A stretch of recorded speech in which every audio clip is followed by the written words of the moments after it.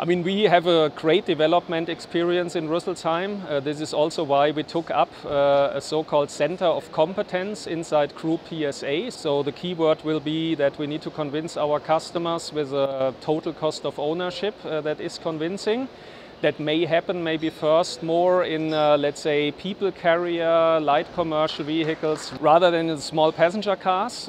So we are looking at our opportunities here, and we are now confirming that we have selected the Zafira Life vehicle as our technology carrier. So we will have a Hydrogen 5, so that's then the 5th generation already that we are working on. And we will disclose some details maybe in the near future.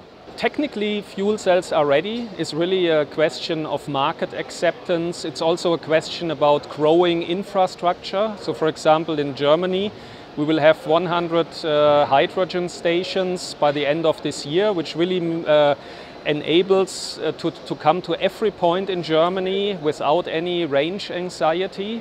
And this makes, of course, hydrogen fuel cell much more appealing. So it's not so much a question of technical readiness, but now a question about customer and use cases.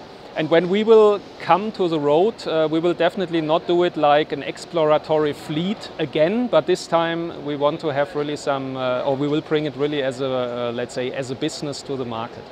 We have made some interesting calculations, not even with a battery electric vehicle, but even with a diesel-driven powertrain.